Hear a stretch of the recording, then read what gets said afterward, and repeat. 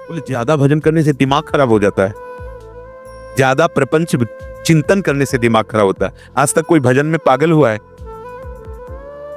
अस्पताल ले गया भाई और वहां डॉक्टर ने साबित कर दिया कि इसका दिमाग खराब हो गया। आज तक एक बताना उदाहरण। हाँ, तुम्हारे दिमाग के परे उनका दिमाग पहुंच गया, इसलिए तुम उनको पागल समझते हो और वो तुम्हें पागल समझते हैं। जैसे कोई कूड़ा करकट बटोरते नजर आवे तो आप कहोगे ना पागल है। भगवत विमुखता से जो भी तुम संग्रह करते हो सब कूड़ा करकट है, और वो उसको महत्व दिए हैं तो तुम उसका त्याग कर रहे हो, तो उनको लगता है ये पागल है, इसको छोड़ के जा रहा है। और अपने को लगता है ऐसी महामहिम जो हमें प्रियालाल की प्रेम राशि का मार्ग मिला, उसको छोड़ करके ये पागल, उनकी नजर में वो पागल, उनकी नजर में वो पागल। भजन करने में ऐसी महामहिम ज्ञान शक्ति जागृत होती जो ब्रह्मा जी को नहीं प्राप्त है। मान लीजिएगा, वो महिमा, वो सामर्थ्य ब्रह्मा जी को भी नहीं प्राप्त है। एक भक्त है जो ठाकुर जी को दुलार करके उनके साथ खेलता है, वही ब्रह्मा जी जब देखते हैं कवल लिए हुए बंसी पेट में कांप जाते हैं, जो वही बहुत देखते हैं। भक्त तो नहीं कांपता ना, उनसे लड़ जाता है। मान लो उनके सखाजन उनसे लड़ जाते है ना, इनका श्रेष्ठ सामर्थ्य, ब्रह्मा से भी श्रेष्ठ सामर्थ्य उनकी है। देखो ना, सब डर रहे हैं। प्रहलाद जी क्या डर रहे हैं क्या प्रभु से? कितनी श्रेष्ठ सामर्थ्य है। अगर किसी कारण से कदाचित क्षण भर के लिए भजन रुक जाए तो उस भक्त को ऐसी व्याकुलता होती जैसे किसी का दम घोटो, सांस बंद कर दो, मुंह बंद कर दो तो कैसा लगेगा, ऐसा उसको लगता। नाम छूटता जिस्मरणेन परम व्याकुल, भजन छूट गया। तो आप लोग देखो अपने हृदय में कैसी उपासना हो रही। जरा इन बातों को पकड़िए। अगर किसी कारण से क्षण भर के लिए भजन रुक जाए तो जैसे क्षण भर के लिए श्वास रुक जाए तो दम घुटने लगती है, व्याकुलता आ जाती है, ऐसे तद विस्मरणेन परम व्याकुलती थी। क्या ऐसा होता है? देख लीजिए आप, सावधान।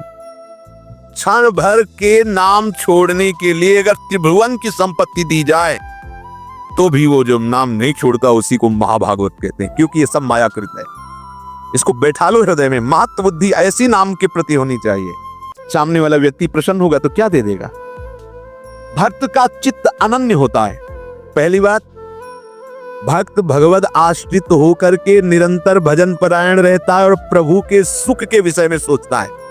चलो उतनी ऊंची स्थिति नहीं तो इतनी बात मान लेते हैं, प्रभु के आश्रित होकर निरंतर भजन परायणता। अब दूसरी बात, भक्त का चित्त अनन्य होता है, केवल प्रियालाल के आश्रित होता है। ऐसे उपासक का नित्य निरंतर स्मरण होता है प्रिया प्रीतम का। जो अनन्य भाव से मेरे को स्वीकार कर लेता है तो एक क्षण के लिए भी मैं उसके हृदय को छोड़ता नहीं हूं। समझिए, जब प्रभु मुझे पकड़ लेंगे तब कैसा आनंद होगा। अभी तो हम प्रभु के नाम रूप को पकड़ने की चेष्टा करते हैं, तब इतनी हिम्मत आ गई कि संसार के भोगों को ठुकरा कर, संसार के संबंधों की परवाह न करके आगे बढ़ रहे हो। जब आप अनन्य चित्त हो जाओगे तो यहां कह रहे, जो अनन्य हो गया है तो प्रभु एक क्षण के लिए भी उसके हृदय को नहीं छोड़ते, तो उसके हृदय में अपार आनंद, अखिल आनंद, अनंत आनंद स्फुरित हो जाता है। अब उसे कोई गिरा नहीं सकता।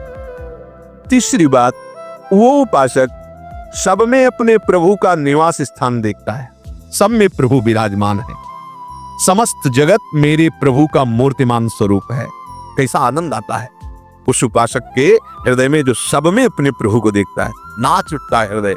ये जब तक राग द्वेष है, लड़ाई झगड़ा है, अपना पराया, अच्छा बुरा, यही तो संसार है, यही तो माया है। जैसे बर्फ में जल ही जल है, दूसरा कुछ नहीं है, ऐसे ये जो सब बने हुए रूप है इनमें प्रभु ही प्रभु है, दूसरा कोई नहीं। ये भक्त की दृढ़ निष्ठा, और इसके बिना अधूरा होता है। जिसे नामदेव जी आदि का, बड़े महापुरुषों का प्रसंग कई बार सुन चुके हैं, उसे कचाई मानी जाती है भक्त की। देखो, निकुंज उपासना में इसकी क्या आवश्यकता है? तो ये क्रूरापि पापिनो न च सताम संभास, ऐसा मत समझो कि ये सिद्धांत निकुंज उपासना में जरूरत नहीं है। बिना इन सिद्धांतों के आगे बढ़ ही नहीं पाएंगे। बोलो, एक उपासक अपने संप्रदाय को श्रेष्ठ मानकर दूसरे शरणागत वैष्णव का अपमान कर रहा है, ये कौन सी रीति है? ये कौन सा भजन हो रहा है? एक आचार्य निष्ठा दिखाने के लिए अपने ही आचार्य के स्वरूप दूसरे संप्रदाय के आचार्य की निंदा कर, ये कौन सा स्वरूप है? अरे जो क्रूर है, पापी है, दुष्ट आचरण करने वाले हैं, हमें उनमें भी अपने आराध्य देव को देखना है। फिर औरों की तो बात जाने दो। कोई भी वैष्णव देखते ही चरण धूलि माथे पे रखने की इच्छा हो तब जानना कि तुम्हारे अंदर हरिदासत्व आ रहा है। इस भाव के बिना केवल कहने सुनने की बातें रहती, स्थिति हृदय में नहीं आती। किस भाव? सब में मेरे प्रभु है। अब जैसे कोई कह दे कि पापाचरण, तो संसार की सम्मुखता में पापाचरण होते हैं, भगवत शरणागति में पापाचरण होते ही नहीं। पूर्वाभ्यास बस। यदि कोई ऐसी फिसलन हो जाती है तो प्रभु संभालते हैं। उसका संकल्प भोगों के लिए नहीं बनता है, क्योंकि वो प्रभु का शरणागत हो गया है। जैसे अंधकार में ही रस्सी का सांप नजर आएगा, प्रकाश में नहीं।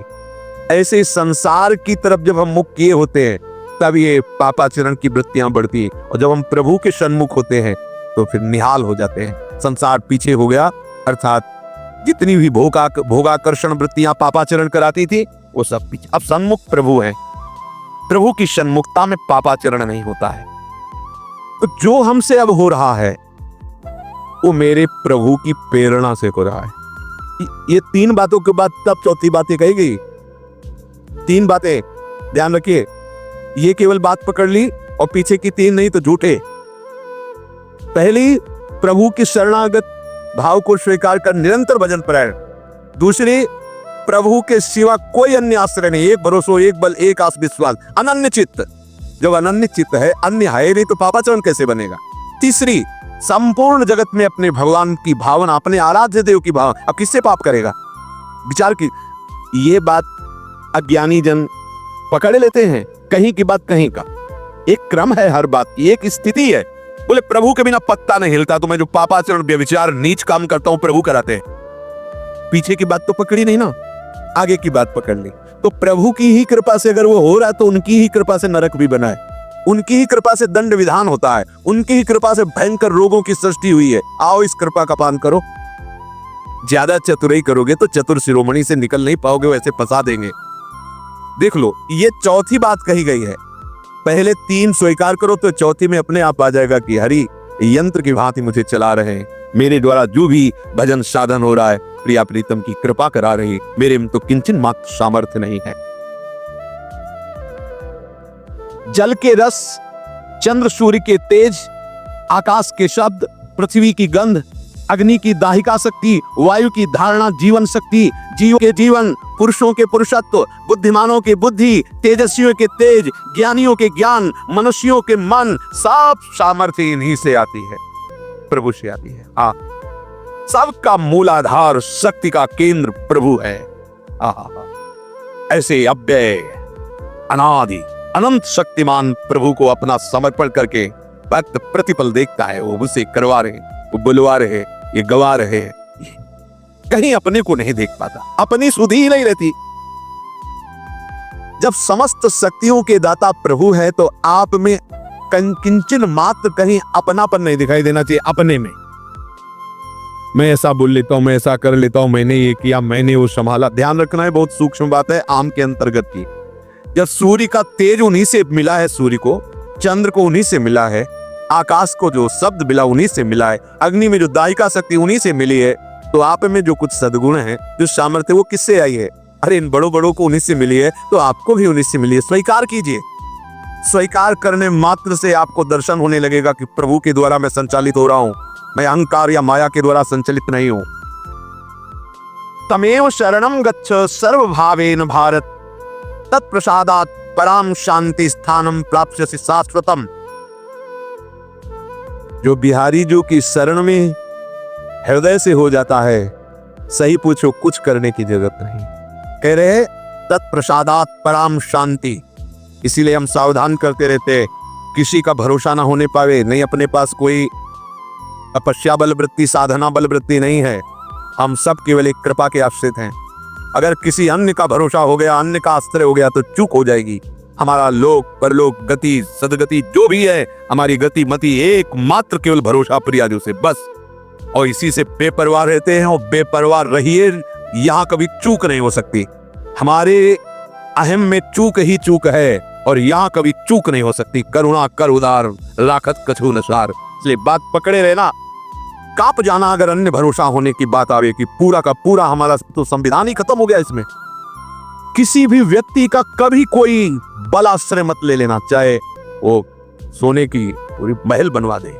आश्रय इतना भी अगर डिगे तो गए, बस आप समझ लो हमारी जो भगवत प्राप्ति की धार है वो केवल इनके भरोसे से है। एक एक शब्द वाणी का मनन करने पर ये बात कह रहा हूं, इस शरीर की चिंता नहीं करनी, पोषण भरण न चिंत कराई, और भगवत प्राप्ति की भी चिंता नहीं करनी। वो प्रभु कह रहे हैं, मैं स्वयं तत्प्रसादात पराम शांति स्थानम प्राप्स्यसि शाश्वतम। शब्द पकड़ लीजिए, कोई यहां साधन वर्णन नहीं कर रहे। तमेव शरणम गच्छ सर्वभावेन, सब भावों से एक बिहारी बिहारिन की शरणागति स्वीकार कर लो, वो आपको पकड़ करके चलाना। ऐसे चलो, ऐसे चलो, कृपा करके वो आपको सद्मार्ग में चलाकर महात्मा बना देंगे। और अगर आप भरोसा दृढ़ कर लिए तो तत्प्रसादात पराम शांति स्थानम प्राप्स्यसि शाश्वतम, ये वृंदावन शाश्वत स्थान है, इसकी प्राप्ति हो जाएगी, आवागमन से मुक्त हो जाओगे, परम शांति। अब चौथी बात है कि अपने प्रभु को सबसे बढ़ करके मानना। तो हम बाहर तुरंत खोज करने लगते हैं, अंदर प्राण बहुत प्रिय है, देह बहुत प्रिय है, आदि आदि एक एक रोम प्रिय है। देखो ना कैसा राग है। इन सब से बढ़कर प्रभु लगने चाहिए। इस बात की जब भगवान ने अपने भक्तों से परीक्षा ली तो थर्रा जाओगे, सोच करके थर्रा जाओगे। आरा चलवा दिया महाराज ने, मैं सबसे बढ़कर प्रिय हूं। चला, दोनों खड़े हो, अपने पुत्र को आरे से चीरो। सोचो आप कैसी, हाँ मैं प्रिय हूं, चलो आग, लकड़ी का एक बनाया जा रहा है गोली की तरह, और उसने बंद कर दिया गया प्रहलाद जी को, कबीरदास जी को आग लगा दी गई। हाँ देखो प्रिय है, बिल्कुल नहीं, मुस्कुराते हुए से कुछ नहीं हो, एक रोम भी नहीं घुसा, ना प्रहलाद जी का ना कबीरदास जी का। विभीषण के घर में धुआं भी नहीं घुसा, लंका में कहीं कुछ बचा नहीं। कर तुम अकर तुम मन था, कर तुम सर्व समर्थ प्रभु, इनसे बढ़कर कुछ नहीं होना चाहिए। देखो बातें करते हैं अपने लोग, मेरी प्राण प्यारी प्रियाजू, मेरे जीवन सर्वस्व प्रियाजू। जब प्राणों पे कुछ आती है तो भूल जाते हैं प्रियाजू को। अब किसी तरह ठीक होना चाहिए, क्यों ठीक होना चाहिए, और बिगड़ जा तेरे सारे। अरे मैं साधन हूं, साधन क्या है, सर्वे साधन वाले चिरम निरा, राधा राधा, मरते दम तक यही हमारी पी पी पी पी पुकारता रहता है पपिया, इसीलिए उसे प्रेमियों में उदाहरण दिया जाता है। कुछ नहीं, राधा राधा राधा। इसके लिए हम भजन थोड़ी कर रहे हैं, ये हमारा प्रीतम थोड़ी है, इसके लिए जीवन थोड़ी समर्पित है। जीवन तो जीवन के लिए समर्पित, हमारे जीवन से हम। चौथी बात, अपने आराध्य देव से बढ़कर कुछ नहीं होना चाहिए। देखो क्या है आपके पास, बहुत कुछ है, बस आराध्य देव नहीं है और सब कुछ है। देख लो, आराध्य देव सबसे बढ़कर के है कुछ। देव भक्तों की देखो दशा देखकर, स्थिति देखकर लगता है फांसी का फंदा गले में है, पीछे से पशुओं की तरह उनको बलात् घसीटते हुए ले जा रहे हैं। तो एक बार विट्ठल जी से आंख मिला लेना, फिर फांसी पे चढ़ा देना। आप राजी हो, बस मृत्यु उनके लिए खिलौना है। सबसे बढ़कर प्रभु को मानना ये है प्यार। खाल खींच दी गई शरीर की, मार कोड़ो, हरी बोल। अपने में अपनापन देह का है, भोगों का है, कहां प्रभु का है? अगर प्रभु का है तो ये परेशानी क्या है? सारी परेशानी तो देह राग में होती है। सही दवाई मिल जाए, अनुकूल आदमी मिल जाए, अनुकूल वास मिल जाए, अनुकूल परिस्थितियों मिल जाए, सबसे प्यारे तो प्रभु है, उनका स्मरण करें। जो चाहे जैसा चाहे वो व्यवहार करवावे। अब तो ये वस्तु उनके नाम हो गई। मदन गोपाल शरण तेरी आयो, अब तो आ गए। निज चाकर घर जाया, अब जैसे रखो जैसे। ये बहुत काम की बात है अपने लिए। प्रभु से बढ़कर हमें कोई और प्यारा नहीं होना चाहिए। अगर ये बात है तो कभी विस्मरण कैसे हो सकता है? क्योंकि जो बहुत प्यारा है उसी की तो याद आती रहती है। क्या परवाह, अब परेशान है देह भाव को लेकर। हम भजन करना चाहते हैं पर भजन नहीं कर पा रहे। कैसी चाहत है? तुम्हें भूख लगती है, तुम ऐसा बोलो कि भूख लगती पर मैं भोजन नहीं कर पाता, प्यास लगती पर मैं पानी नहीं पी पाता। तो आप बोलो फिर ऐसा कि भजन करना चाहता हूं पर नहीं कर पाता, तो मानो।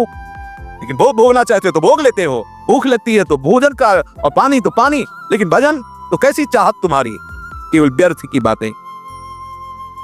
प्रेम मार्ग में प्रीतम एक ही चुना जाता है, अनेक नहीं। समस्त प्रियतमों के प्रीतम हमारे प्रिया प्रीतम है। इनका वर्ण कर लिया अब अपनी कोई परवाह नहीं रहनी चाहिए। आगे कह रहे हैं, जिसने पांचवी बात स्वीकार कर ली वो प्रपंच से बहुत ऊपर उठ गया। अब कोई प्रपंच का प्रभाव उसके ऊपर नहीं पड़ेगा।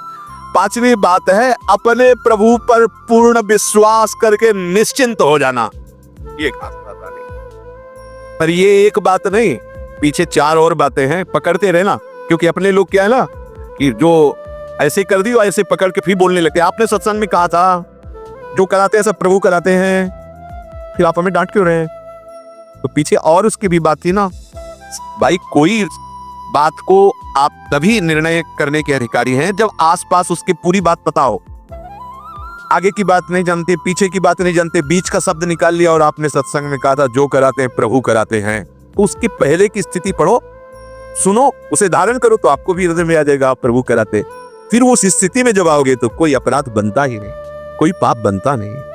जब सब जगह अपना प्रभु दिखाई दे रहा, हर समय प्रभु की स्मृति हो रही, प्रभु के सिवा कोई हमारा है नहीं, प्रभु के सिवा कोई सबसे प्यारा हमारा कोई और है ही नहीं, तो अपराध कैसे बन सकता है? जब शरीर प्यारा है तभी तो अपराध बनते हैं। जब प्रीतम प्यारे हैं तो अपराध नहीं बनता, जगत मंगल होता है उसके द्वारा। जब तक प्रभु पर पूर्ण विश्वास नहीं होता, श्रद्धा नहीं होती, तब तक उसका भजन प्रयत्न होता है। समझना, अपने लोग इसी कोटि में है, भजन का प्रयत्न हो रहा है, रसास्वादन नहीं हो रहा। जब रसास्वादन शुरू होता है तो प्रयत्न खत्म हो जाता है। काहू के बल भजन को, काहू के आचार, व्यास भरोसे को, चातक की तरह एकमात्र अपने आराध्य। अब वो भजन स्वरूप हो गया, अब करता नहीं रह गया, प्रयत्न नहीं हो रहा। रोम रोम और रग रग बोले तब कछ स्वाद नाम को पावे। इसी हृदय में वृंदावन प्रकाशित हो गया। जिधर देखता है वही वृंदावन की कुंज निकुंज, वही प्रिया प्रीतम। न कोई व्यक्ति दिखाई देता है, न वस्तु दिखाई देती, न स्थान दिखाई देती, फिर भी इस भाव की ऐसी महामहिमा कि वो संसारिक व्यवहार करते भी नजर आता है। ये सामर्थ्य नित्य निरंतर, एक क्षण के लिए भी संग से बिलक नहीं, फिर भी व्यवहार की चेष्टाएं चल रही। देखो आचार्य महापुरुषों को संपूर्ण वैसे ही व्यवहार चल रहा है। देखो ना गोपी जनों को संपूर्ण व्यवहार चल रहा है, और प्रेम की सबसे ऊंचाई पर बैठे हुए महापुरुष। इस मार्ग में एक कदम भी आगे नहीं बढ़ा जा सकता जब तक विश्वास दृढ़ नहीं होगा।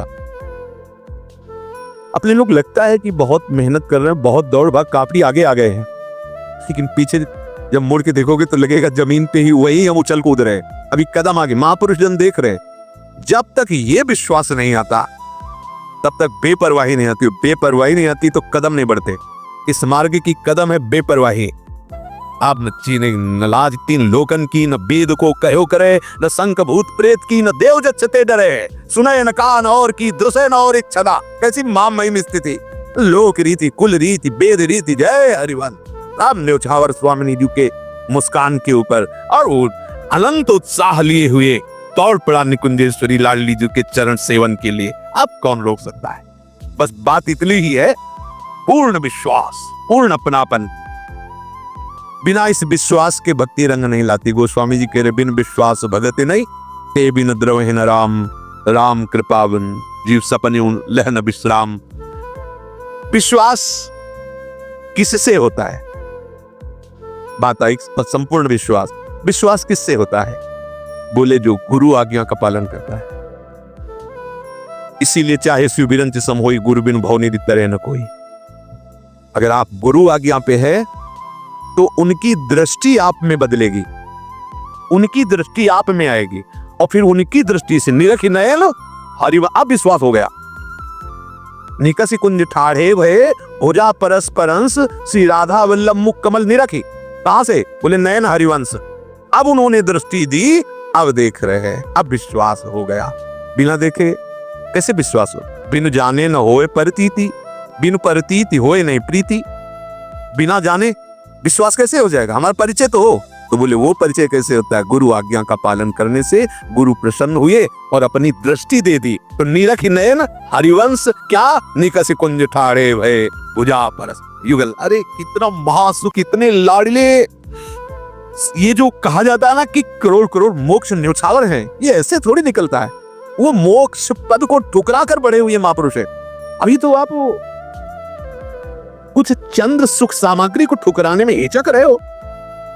और मोक्ष सुख का अधिकारी वो होता है जो समस्त ब्रह्मांडों का त्यागी होता है। और ये तो मोक्ष सुख को ठुकरा रहे हैं। कितना बड़ा प्रेम। अगर कहते कि मोक्ष सुख को जानते नहीं है तो मोक्ष सुख प्रदान करने की सामर्थ्य वाले महापुरुष बोल रहे हैं। ये कोई ऐसे थोड़ी बोल रहे हैं कि मोक्ष का परिचय नहीं। जैसे कोई कहे क्या जाने मोक्ष का परिचय नहीं। महाप्रभु तो नित्य श्री जी की सहचरी ही है। और प्रबोधानंद पाद जी तो काशी से ही आए थे। न जाने कितने लोगों को मोक्ष पद पर प्रतिष्ठित कर दिया सन्यासी बना के। जब वृंदावन की लाडली जी के चरणारविंद का रंग चढ़ा तो वृंदावन महिमामृत में कई जगह आया है थुतकी कृत्य, थूक दो मोक्ष के ऊपर ऐसा ये सुख है। लाडली जो मुस्कुराती, नूपुर झनकारती, प्रीतम की तरफ चितवन और दोनों युगल। कौन है ये? बोले मोक्षाधिपति परमानंद रसो वैसा परम रस है। अरे उपासक के हृदय में जो सुख होता है वो मोक्ष में कहाँ है? तभी कहते महाप्रभु विवेक कैवल्य। मुझे तो भय लगता है मोक्ष की बात मत करो, मुझे भय लगता है उससे। निर्भय पद है मोक्ष, निर्भय पद। और आचार्य चरण के मुझे भय क्यों? मैं लाडली जी से एक सेकंड के लिए भी दूरी बर्दाश्त नहीं कर सकता। मोक्ष की क्या बात है? यो वृंदावन सिमनि कश्चन घनाश्चर्या किशोरी मणिस तत्कंकर रसामृतादि परम चित्ते न में रोचते। प्रभु के मिलन में देर नहीं है, हमारे विश्वास की पुष्टता होने में देरी है। विश्वास हो गया बस बात बन गई। खंभे से निकल पड़े प्रभु, खंभे से कुत्ते से प्रकट हो गए प्रभु। विश्वास हो जाए भांग के सिलबट्टा से धन्ना जी ने प्रभु को सिलपिल्ले बाई पत्थर के टुकड़े में भगवान साक्षात्कार कर लिया। गुरु के वचनों पर दृढ़ विश्वास ये भगवान है। देखो दृष्टि दी गुरु ने, भगवत साक्षात्कार हो गया। हम सदैव आचार्य शास्त्र और गुरु आज्ञा के अंतर्गत पहली बात प्रभु के शरणागत होकर निरंतर भजन का प्रयास करना। दूसरी बात अन्य कोई आश्रय न होना, अनन्य चित्त होना हमारे जीवन में अनन्यता का बहुत। तीसरी बात जितनी भी क्रियाकलाप है मेरे प्रभु के द्वारा हो रही है ऐसा अनुभव करना। और चौथी बात हमारे हृदय में ये दृढ़ विश्वास हो जाना कि प्रभु के सिवा हमारा कोई नहीं है। बहुत प्यारे हमारे प्रभु हैं, यही हमारे प्रीतम हैं और इनके सिवा हमारा कोई नहीं। आज के सत्संग का सार ये दृढ़ विश्वास कर लो तो जो प्रभु कह रहे हैं कि त्रैगुण्य विषया वेदा निस्त्रैगुण्य भवा अर्जुन नित्य सत्वस्थो निर्द्वंदो निर्योगक्षेम आत्मवान, वो अपने आप हो जाओगे। आपको कुछ करना नहीं पड़ेगा। योग क्षेम का वहन प्यारी जो प्यारे जो करेंगे, प्यारी जो प्यारे जो हमारी आत्मा है तो आत्मावान हो जाओगे। प्यारे जो से प्यार किया है तो सारे जगत में उन्हीं की छाया, उन्हीं की आभा दिखाई देगी। अपने आप निर्द्वंद हो जाओगे, अपने आप योग क्षेम की चिंता नहीं रहेगी। अपने आप सब जगह अपने प्रीतम का राज्य देखोगे, अपने आत्मस्वरूप प्रीतम को पाकर निहाल हो जाओगे। अपने आप ही श्लोक आ जाएगा। ये जो आज का सत्संग इसे जीवन में केवल उतारो तो लाडली जी का प्रादुर्भाव हो जाएगा, है ना। लाडली आज धारण करो कल हो जाए। जहां आप में परिपक्वता आई तो वो तो सही मानो वो तैयार हैं। अगर वो स्वीकृति ना की होती हम सबकी तो हमें ये सौभाग्य न मिलता। बस लेट है तो हमारी तरफ से लेट है, विलंब है तो हमारी तरफ से है। अपनी तरफ से अनन्यता, शरणागति, निरंतर चिंतन, प्रभु के द्वारा प्रेरित होकर क्रियाकलाप हो रहे हैं। सबसे प्यारे प्रीतम हमारे प्रभु हैं और दृढ़ विश्वास कि हमें उनकी कृपा से प्राप्ति जरूर होगी। ऐसे ऐसे वाक्य बोले जाते हैं कि अंदर से लगता क्या होगा आगे चल करके ये, और बड़े बड़े टाइटल शब्द आगे लगते हैं। अब ये बेचारे लोग न जो शास्त्र को जानते हैं, न सिद्धांत को जानते हैं, न साधना को जानते हैं, बस उनको भी लगा चलो 2 घंटे हंस खेल लिए। अरे ये जो मंच होता है, ये जो उपदेशक का पद होता है, ये जीवों के परम कल्याण के लिए होता है। वाचो वेगम, वाणी को थोड़ा शासन में रखिए, वाणी को शास्त्र सम्मत बोलिए। ये मनोरंजन का क्षेत्र नहीं होता सत्संग प्रवचन। इसमें जो सुन के जाए वो उदास हो जाए, हाय मेरा जीवन इतना व्यर्थ चला गया, मैं जान नहीं पाया मुझसे गलती हो गई, मेरे जीवन में ऐसा कैसे हो गया। ये चिंतन चलना चाहिए। वो सत्संग सुन के आ रहा है, वो सत्य में चिंतन में अपनी वृत्ति को लगाने की चेष्टा करने लगे। वाचो वेगम, बिल्कुल स्वयं में 5 मिनट बैठकर भगवदानंद की स्फूर्ति की लालसा नहीं। एकादश स्कंद श्रीमद् भागवत का आपको कहीं बड़ा दुर्लभ विषय हो रहा है। बस जिन बातों से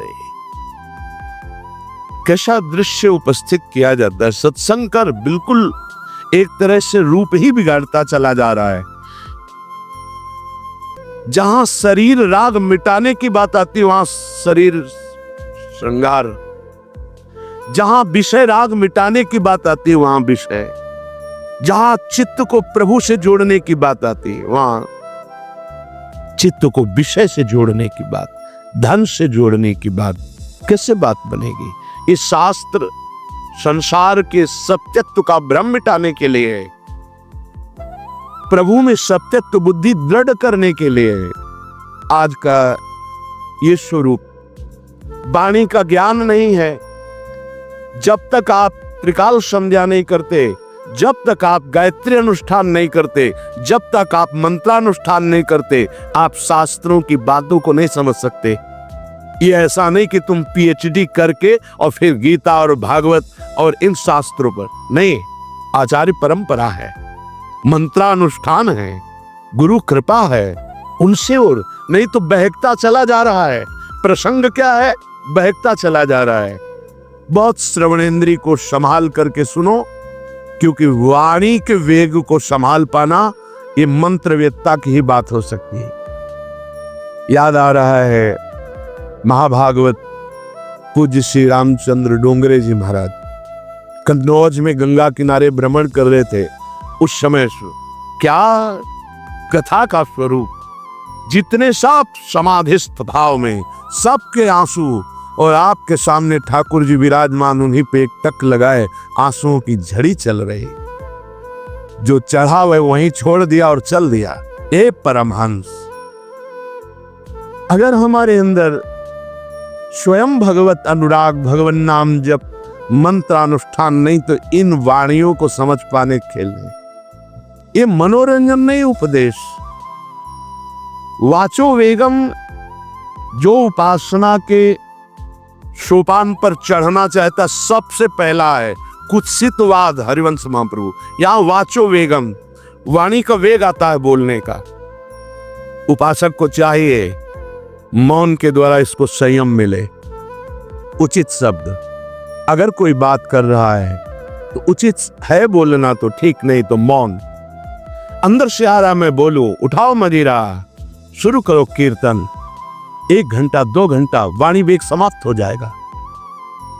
लेकिन विपरीत दिशा में बोलना, विपरीत दिशा में व्यर्थ की बातें अगर करने का स्वभाव है तो उसे छोड़ दीजिए।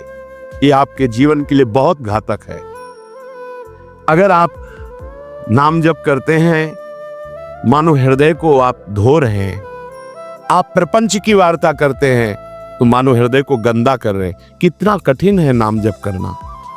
आप 11 माला 21 माला या आप निरंतर अभ्यास कर रहे हैं, थोड़ी देर आप गंदी बातें कर लिए, निंदा स्तुति की, प्रपंच की, नाना प्रकार के रजोगुण बढ़ाने वाली वार्ता, वो आपके हृदय को गंदा कर दिया। कुत्सितवाद, वाचो वेगम, वाणी के वेग को शासन में लीजिए। और मनशा, मनोवेगम, मन का वेग आता है।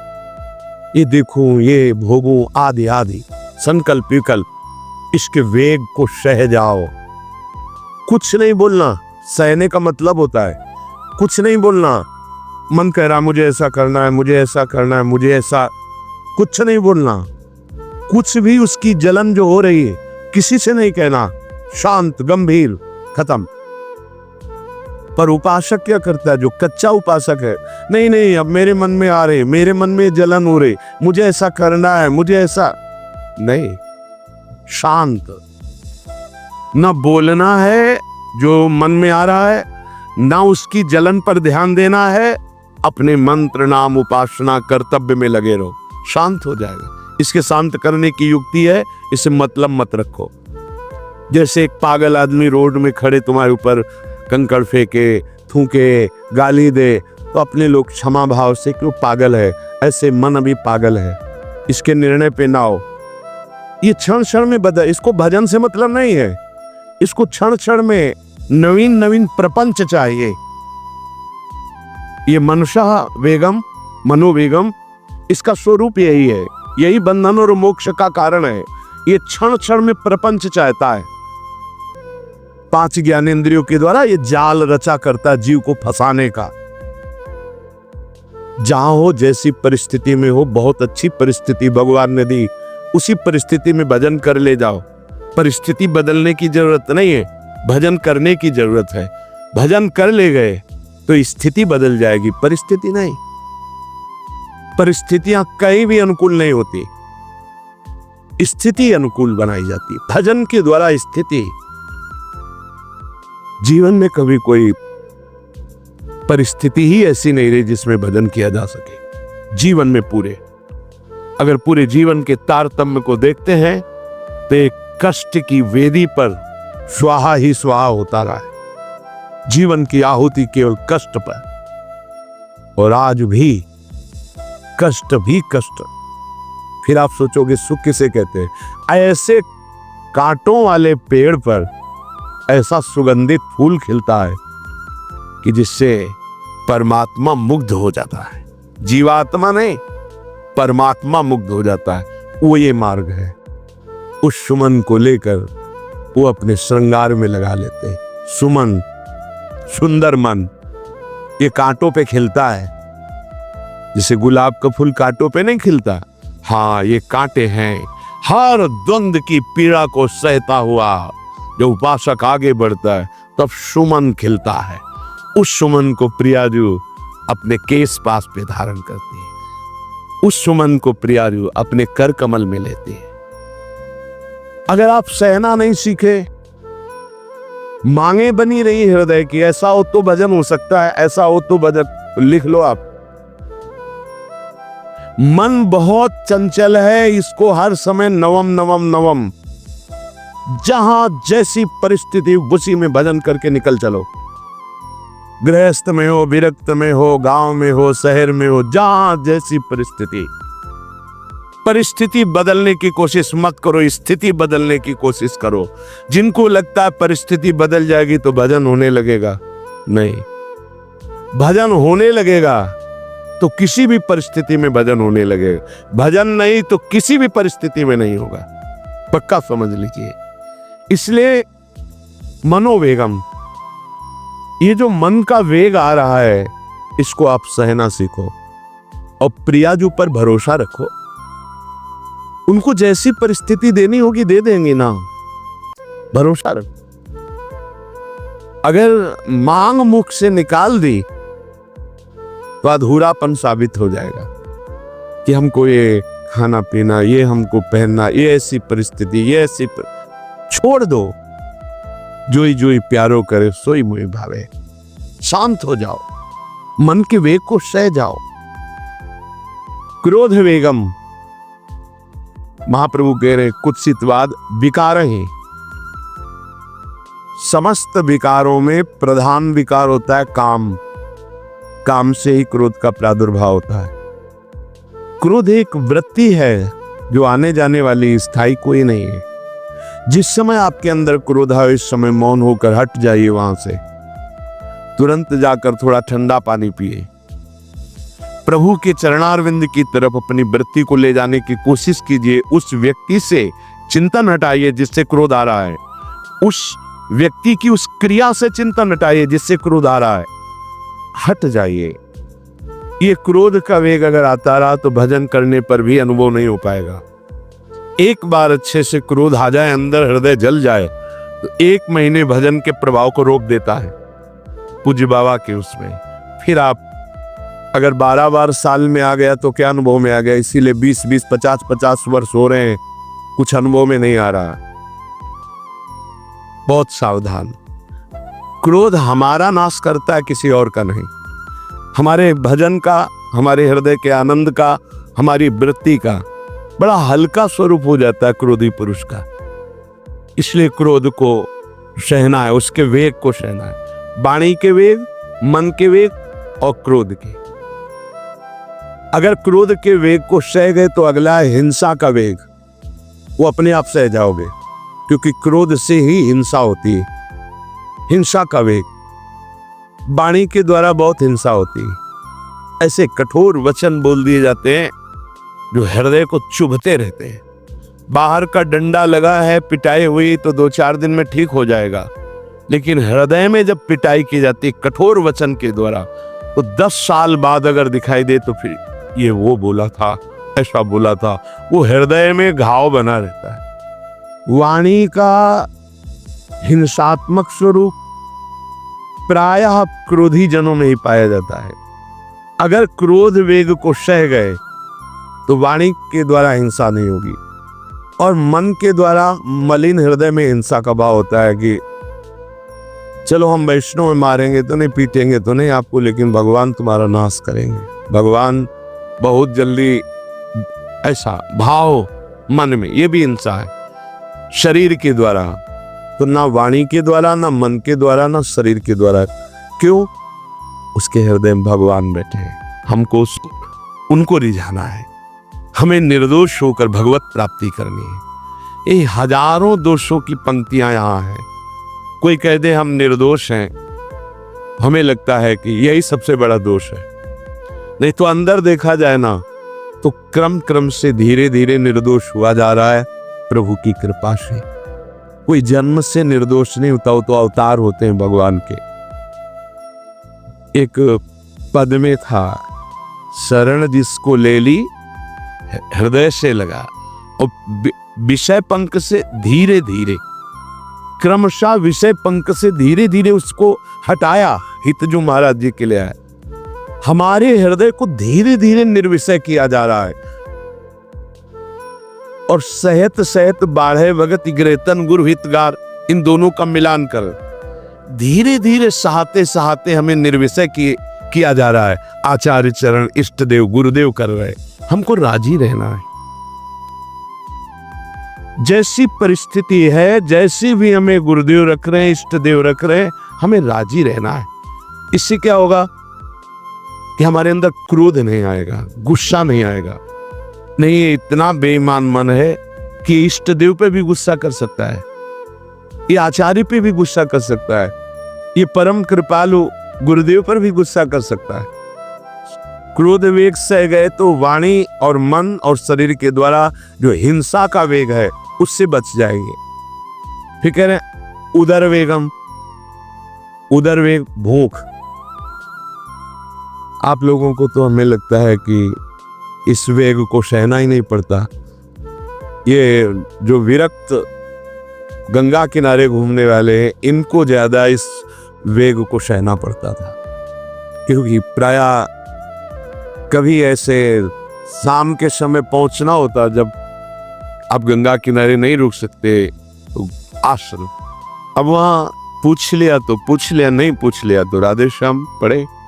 अगर कोई मंदिर मिल गया तो हम आश्रम आदि कोई खोजना ही नहीं, गांव में तो जाना ही नहीं है, क्योंकि नवीन अवस्था में कभी गांव में भिक्षा भी नहीं मांगी, आकाश वृत्ति का ही आश्रय लिया जो शास्त्र सम्मत। गांव में कभी पूरे जीवन में किसी गांव में किसी एक रात्रि किसी घर में कभी सहन।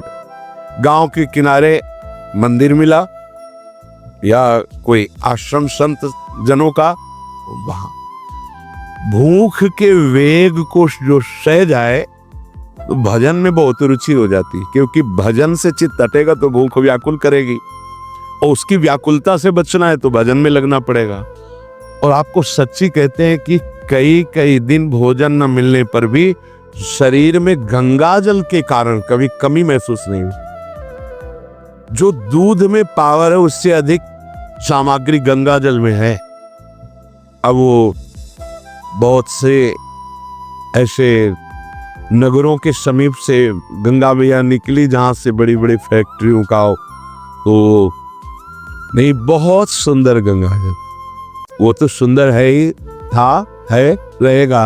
अपने लोग बड़े बड़े ऐसे नाले ऐसे जिससे वो भाव तो है पर वस्तु तत्व तो है, पर जो दृश्य है वो अब गड़बड़ हो रहा है। ऐसे यही बड़ा नाला गिर रहा है सामने जाके, अब वहाँ ऐसे रजले के ऐसे लगाओ तो दुर्गंध युक्त निकलेगी, क्योंकि वो ऐसे देखो तो ऐसे पदार्थ बहते नजर आ रहे कि अब ये दुर्भाग्य ही है समय का कि परम पावन गंगा यमुना जैसी नदियां जहां स्नान आचमन और भरपेट जल पीकर परम पवित्र और भगवदानंद में डूबा जाता था, वो भी सौभाग्य छिन रहा है।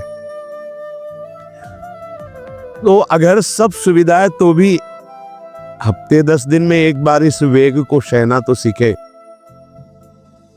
कस के भूख लगे और आज नहीं पाएंगे। एक दिन किसी व्रत का अनुष्ठान करने के लिए हम नहीं कह रहे, लेकिन इस वेग का आनंद तो लीजिए ना कभी। एक टाइम का छोड़ दीजिए, एक दिन केवल हफ्ते में सुबह थोड़ा ले लिया, बस अगले सुबह लेंगे थोड़ा, तो आपकी दिनचर्या नहीं बाधित होगी। आपको तो मिल रहा है ना, मिल ही नहीं रहा। जो उदर वेग है, भूख में भजन का एक तार जुड़ता है, ये देखा है। क्योंकि ना तो नींद आएगी और ना कहीं और कोई प्रपंच की गुंजाइश है। क्योंकि उदर वेग जब भूख से व्याकुल जी होता है तो बचने के लिए एक ही उपाय है, केवल भगवत चिंतन। हटो उसके चिंतन से। ये पूर्व के संतों ने बहुत कष्ट पूर्वक भजन करके जो लाभ प्राप्त किया है वो आप लोगों को सहज में मिल। कभी कभी अपने को इससे परिपक्व करना चाहिए। जिसे शास्त्रीय पद्धति में महीना में 2 तो व्रत ही है, 15 दिन में एक एकादशी, 15 दिन में एक एकादशी। वो इसीलिए रखा गया है सार्वजनिक रूप से कि वो संयम को ना कर पाए तो 15 दिन में एक दिन संयम पूर्वक पवित्र भजन। अपने लोग जानबूझकर हफ्ते में एक टाइम छोड़ दें या एक दिन कभी ऐसे, तो उदर वेग को सहते हुए भजन। उदर वेग देख लो, उदर वेग को सहने के लिए तो अगला जो बात कह रहे हो अपने आप सह जाओगे। जैसे क्रोध वेग को सह गए तो हिंसा वेग पर आप शासन कर लेंगे, ऐसे उदर वेग को सह गए तो उपस्थ वेग को सह जाएंगे। उपस्थ वेग कहते हैं जनेंद्रिय के कामोपभोग को। जब पेट में भरपेट भोजन ही नहीं है ना, तो और कुछ चिंतन ही नहीं रहा। यौवन अवस्था, जवानी ऐसे भगवान ने काटी है कि याद ही नहीं रहा कि संसार का कोई सुख होता है।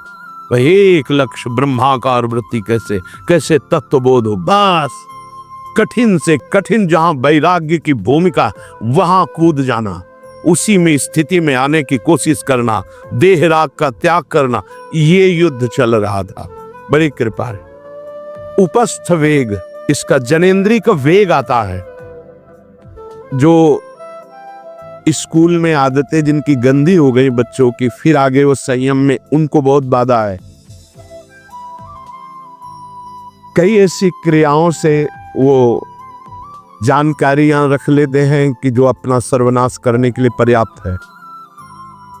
उपस्थ का जब वेग आए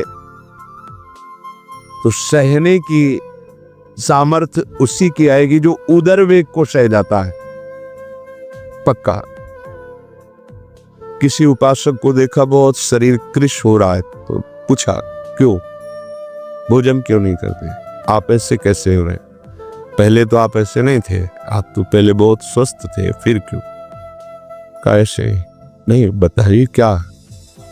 ज्यादा आवश्यकता नहीं है, जीने के लिए बस प्राण पोषण के लिए डाल लेते हैं, क्योंकि जो शांति चाहिए वो तो इतने से मिलेगी ना। बहुत सुंदर, बहुत प्रसन्नता है। ठीक है, ठीक चल रहे हो आप, पर इतना पाते रहो कि सीढ़ियां चढ़ उतर ले, इतना पाते रहो कि आपका शरीर काम करे। मगर हृदय में बहुत प्रसन्नता है, बहुत सुंदर। संयम में अपने आप को ले आना ये महात्मा का लक्षण होता है, चाहे स्त्री शरीर हो चाहे पुरुष शरीर हो। धन्याति धन्य। आप अपने आप को कस दीजिए, यही तो रात त्यागना ही।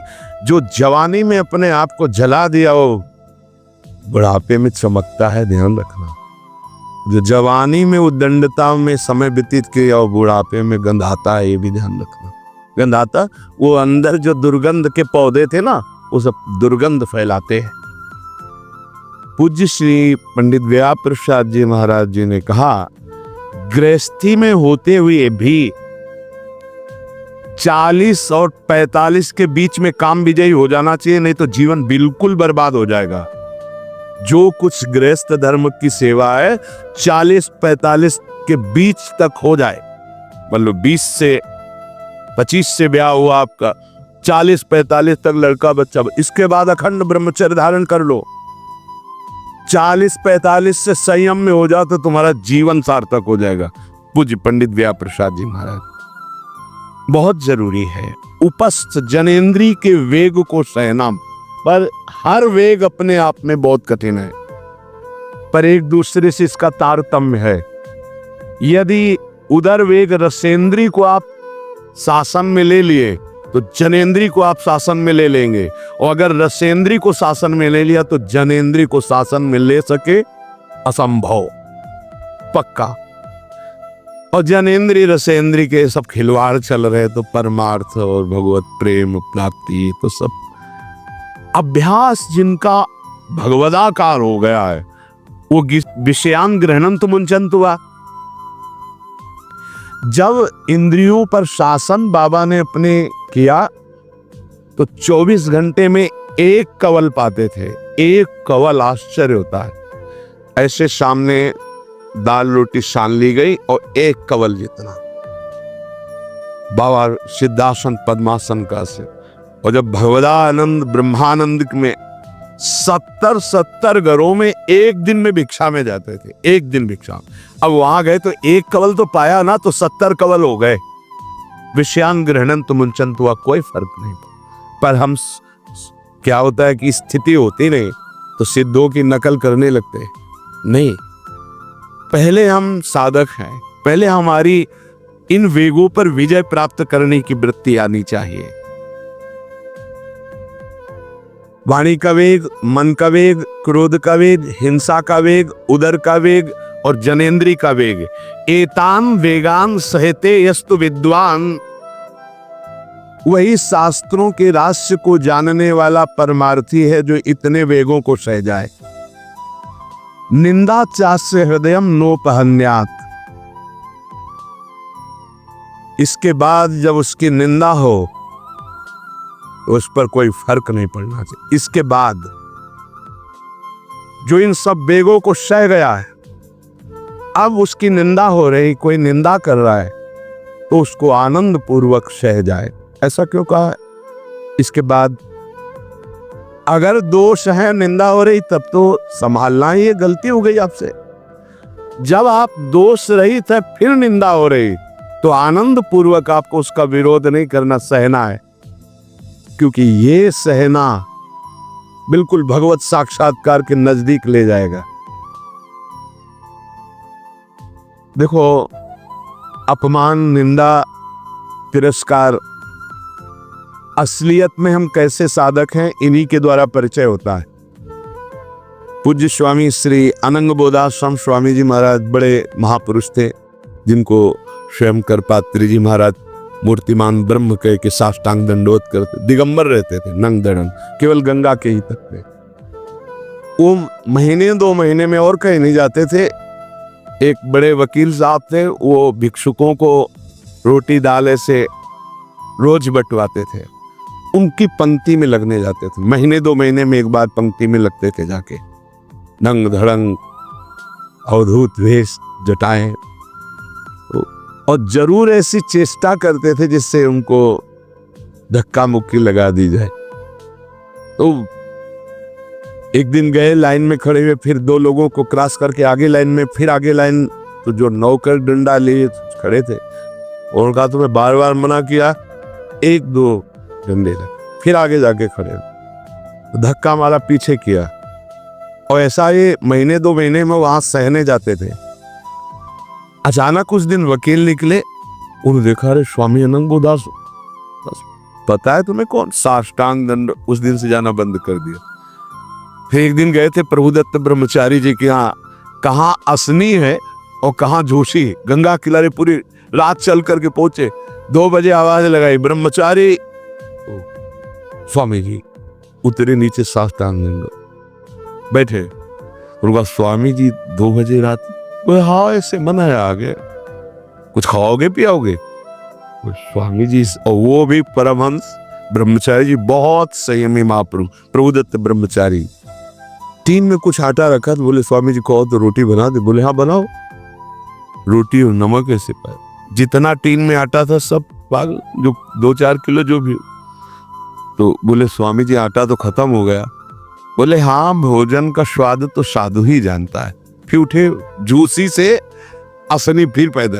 ये संतों की मांग। अपमान, तिरस्कार, क्षुधा, हर वेग, ये हमारी कसौटी है। परमार्थ का परिचय जिस मार्ग का हो। देखो सुदामा जी गृहस्थ मार्ग के कितने उच्च कोटि के, नरसिंह मेहता गृहस्थ मार्ग में कितने उच्च कोटि के। एक कभी तो सौभाग्य ऐसा प्रभु देते जब कोई हमारी निंदा करता है, ये सौभाग्य है, हमें सहने का सौभाग्य मिलता है। कभी तो कोई अपमान करता है जब, तो भगवान से प्रेरित होकर वो सौभाग्य मिलता। ये साधक को उस समय चिड़चिड़ा नहीं होना चाहिए, उस समय मुस्कुराना चाहिए कि आज मेरी स्थिति का थर्मामीटर डाला जा रहा है, कैसे हो, नहीं आनंदित है। पर देख लो, प्रशंसा होगी तो चेहरा खिला हुआ गुलाब के फूल की तरह मिलेगा, और निंदा होगी तो ऐसे होगा। ऐसा नहीं होना चाहिए। नहीं करत जे अनसहन निंदक, तीनों पे अनुग्रह कियो। इसीलिए पूज्य बाबा कह रहे कि इसके बावजूद, अर्थात समस्त वेगों को सहन करने के बावजूद तुम्हारी जब निंदा हो और उसको सह जाओ, तब तुम परमार्थ के शूरवीर योद्धा कहे जाओगे। विपत्ति में सब साथ छोड़ देते तो हृदय के भी साथी साथ छोड़ते हैं, ध्यान रखना। जब विपत्ति आती है तो मन भी साथ देना बंद करने लगता है, विपरीत जाने लगता है, बुद्धि भी विपरीत जाने लगती है। इसलिए जो विपत्ति में अपने धैर्य और साहस को ना खोकर अपने सिद्धांत से चलता है उसे महात्मा कहते, चाहे वो गृहस्थ हो चाहे विरक्त हो। ध्यान दीजिए, संपत्ति में, अनुकूलता में तो सब सावधान होने की कोशिश करेंगे, बड़ी कृपा है भगवान की। यहां कहने विपत्ति में सब साथ छोड़ते हैं, ये जीवन में देखा है। विपत्ति में ना तो बाहरी कोई साथ देता है और न मन साथ देता है, उस समय भजन साथ देता है, भजन। विपत्ति में हृदय को जो दृढ़ रखे, धैर्यवान और साहस बिल्कुल ना गिरने पावे, आगे बढ़ो, नाम जब तुम्हारा भजन वैसे ही चलना चाहिए, तब समझना चाहिए कि हमारी साधना परिपक्व। विपत्ति में कोई साथी नहीं होता, देखा गया है, कोई साथी नहीं। मन भी धोखा दे देता है, मन भी, अपना मन भी साथी नहीं, उस समय केवल भजन साथी होता है। तभी विपत्ति को कुंती जी ने मांगा, क्योंकि उस समय एक ही साथी होता है, हरि बस। संपत्ति में तो बहुत साथी मिल जाएंगे, अब तो साथी ही साथी है, जिधर देखो उधर साथी है। और उस समय तो जिधर देखो उधर केवल हरि है, दूसरा कोई है नहीं। ये बड़ा सुख मिलता है जब तिरस्कार और विपत्ति एक साथ होती है, तो सीधे प्रभु से फोन में बात होती, सीधे प्रभु होते हैं, ये आपके सिवा को। इसीलिए बहुत प्रवीण है कुंती माता, इसीलिए कहा कि मुझे विपत्ति दीजिए जो हर कदम में आपका स्मरण कराती है। अच्छा, प्रभु जब कृपा करते तो ऐसी विपत्ति देते हैं कि अंतिम श्वास तक वो बनी ही रहती है, अंतिम श्वास तक बनी रहती है। हर कदम पर जैसे गार्ड रखा जाता है ना, सावधान, यहां से ऐसे ऐसे ऐसे हर समय विपत्ति महारानी सावधान। तुम्हारा जीवन कभी भी नष्ट हो सकता है, किसी भी क्षण नष्ट हो सकता है, इसलिए हर समय लक्ष्य पे रखो अपनी दृष्टि, प्रिया प्रीतम पे, ये कृपा होती है।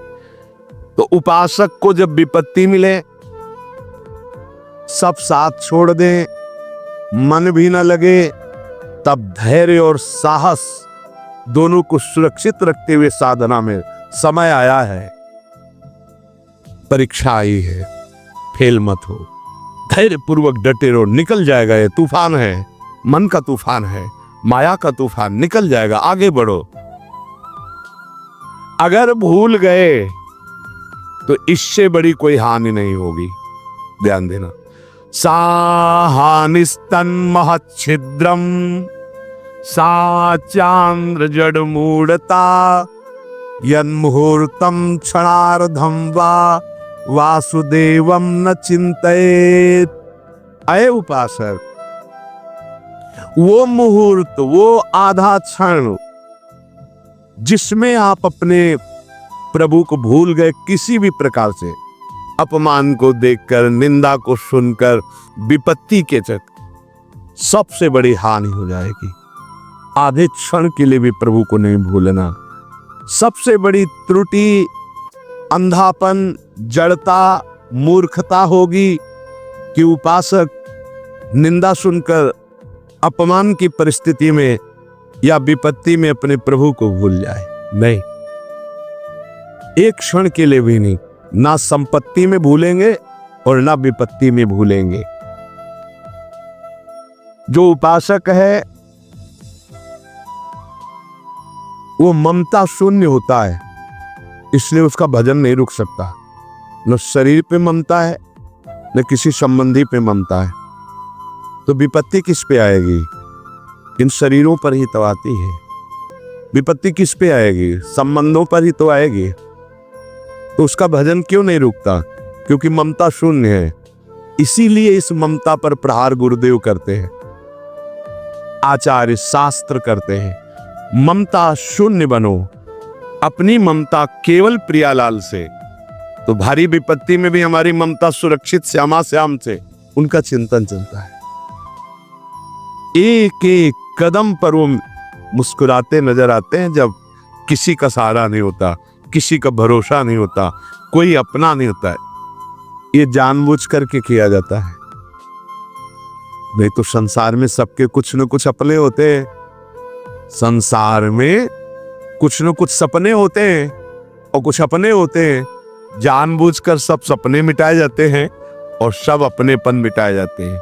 हमारा स्वप्न भी प्रभु होते, कल्पना, भावना, चाहत, गति जो हमारे प्रभु होते हैं। हमारा अपनापन भी प्रभु से होता है। अब व्यवहार में सब अपने हैं। अब देख लो, पहले एक बार अपनापन हटाया, ममता हटाई, प्रभु के चरणों में रखी। इसके बाद अब सबसे प्रभु भाव से नाते ने राम के मने, अब कोई फर्क नहीं। पर अभी ममता से समता में नहीं पहुंचे, इसलिए ममता हटानी है। एक बार हटाओ, अपने शरीर से, अपने संबंध से, अपने इंद्रियों के भोगों से ममता हटाकर श्री जी के चरणों। एक अहमता ममता ये जग में है दुखदाई, ये जब श्री जी की ओर लगे तो होत परम सुखदाई। उपासक को क्यों विघ्न नहीं पड़ता भजन में? क्योंकि उसकी कहीं ममता ही नहीं होती। अब वो पधार गए, तो मृत्यु लोक है, जाना ही है। राधा राधा राधा। बलराम ब्रजवासी बताते कि उनके बगल में एक गृहस्थ भक्त थे, तो उनका पुत्र मथुरा गया तो एक्सीडेंट से पधार गया और उनके 4 घंटे जप का नियम था, तो 2 घंटे हुए थे, वो जप रहे थे। सूचना ही कि आपके पुत्र का एक्सीडेंट हो गया और ऐसा ऐसा। तो उनका है ये पधार गया? बोले पधार गया। बोले जब पधार ही गया तो आगे का कार्य आप लोग देखो। 2 घंटा रह गया, पूरा जप हो जाने पर ही हम उठेंगे। पूज्य श्री मुखिया जी महाराज जो इस समय गाते हैं, राधा वल्लभ जी इनके पिताजी बड़े मुखिया जी का, जहां राधा वल्लभ जी के सामने हारमोनियम में ऐसे हाथ रखा और एक बार राधा वल्लभ जी को देखा, आंख बंद की, तो समाज पूरी होने के बाद ही आंख खुलेगी। इतने में सूचना है कि आपके बड़े पुत्र को अग्नि के द्वारा ऐसा, तो शरीर पूरा हो गया। तो बस राधा वल्लभ जी की तरफ देखा, आंख मूंद ली। पूरी समाज करने के बाद ही। क्यों? क्योंकि ममता शून्य है। ममता युगल चरणारविंद में राधा वल्लभ लाल जी के जाने का समय निश्चित है, चला गया। अब हम श्री जी की सेवा में उसका मंगल ही होगा। ये आना बड़ा कठिन है। ममता का त्याग होना बड़ा कठिन है। परिवार के जन यही कहते हैं कि देखो, हमारी आंखों के सामने तुम बने रहो, भजन कर लो, दूर मुझे बर्दाश्त नहीं होता है। हाँ, यही ममता चुरानी है, यही चुरा के प्रभु के चरणों में देनी है, और उनसे यही मिलेगा आपको। क्या? वो कहेंगे कि अब तुमसे दूर रहना मुझे बर्दाश्त नहीं होता। तभी छिन छिन बिहरत संग, छिन छिन निरखत प्रेम भरी, छिन जस कहा तभंग, ये जो कृपा हरि। ए बहुत घाटा सौदा होगा यदि ममता इधर बनी रही। इसको चुरा लो और श्री जी के चरणों में दे। एक अहंता ममता ये जग में दुखदाई, ये जब श्री जी की ओर लगे तो हो।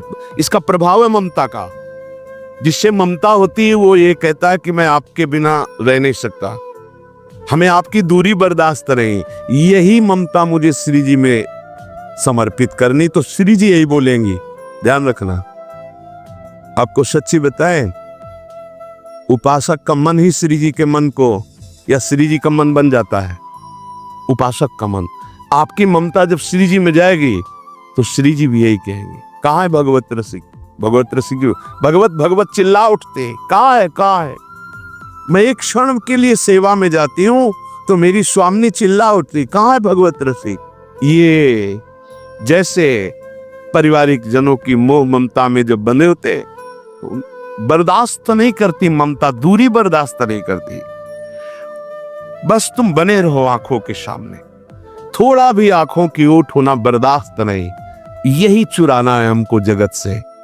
खास बात समझ रहे, इसी ममता को चुरा के स्वामिनी जी के चरणों, तो ये कमाल कर देगी ममता। जो ममता माँ के हृदय में विवश कर रही है, परिवार के हृदय में विवश कर रही, वही जब हम स्वामिनी जी के चरणों में रख देंगे तो उनको विवश कर देगी। तभी छिन छिन बिहरत संग। बात को समझ लीजिए, आपको स्वामिनी जी को हर समय देखना है, उनके संग रहना है, या जगत के संग? जगत टिकाऊ है नहीं, आज नहीं तो कल छूटेगा। श्रुत बनितादि जान स्वार्थरत, ना करने सभी ते